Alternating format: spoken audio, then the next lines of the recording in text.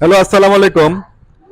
যে নারী তোমার শূন্য পকেটে পাশে ছিল, যে নারী তোমার শূন্য পকেটে পাশে ছিল, তোমার পূর্ণতায় তুমি সেই নারীকে শূন্য করে দিয়ে চলে আসলে, এবং তোমার পূর্ণতায় সেই নারীকে শূন্য করে দিয়ে চলে আসলে। শুধু টাকা হলে, নাম হলে, খ্যাতি হলে, সফলতা আসলে মেয়েরা মেয়েরা চলে যায় না, ছেলেরাও চলে যায়। শুধুমাত্র মেয়েদের এই ব্লেমটা না দিই আমরা এখন আর, কারণ অর্থ, যশ, খ্যাতি শুধুমাত্র মেয়েদেরকেই যেতে বাধ্য করে না, ছেলেরাও চলে যায়। রায়হান রাফি সেই কাজটাই করেছে।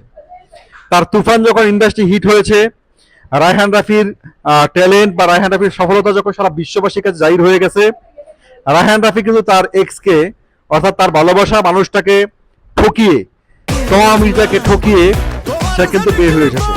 এবং রায়হান রাফি কিন্তু অন্য একজন অভিনেত্রীর সাথে, অন্য একজন মডেলের সাথে তার লিঙ্কের খবর ইতিমধ্যে আপনারা জানেন, সোশ্যাল মিডিয়া আসছে। সুতরাং যেই তমা মির্জা রায়হান রাফির শূন্য পকেটে পাশে ছিল, রায়হান রাফি তার সফলতায় সেই তমা মির্জাকে ফেলে এটা করে এটাই প্রতীয়মান হয় যে আসলে আমরা যে বলতাম যে শূন্য পকেটে পাশে থাকা মেয়েটাকেই সারা জীবন সফলতার সময় সবসময় কৃতজ্ঞ থাকতে হয়, কিন্তু রায়হান রাফির ক্ষেত্রে বিষয়টা উল্টা হলো। যে তমা মির্জা রায়হান রাফির মোরাল সাপোর্ট ছিল, সেই তমা মির্জাকেই রায়হান রাফি ছেড়ে, হ্যাঁ,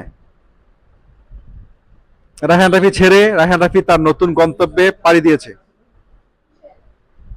ইটস ভেরি শকিং, বা সত্যি এটাই যে যে শূন্যতায় তোমার পাশে ছিল, তোমার পূর্ণতায় তুমি তাকে শূন্য করে দিয়ে চলে আসলে।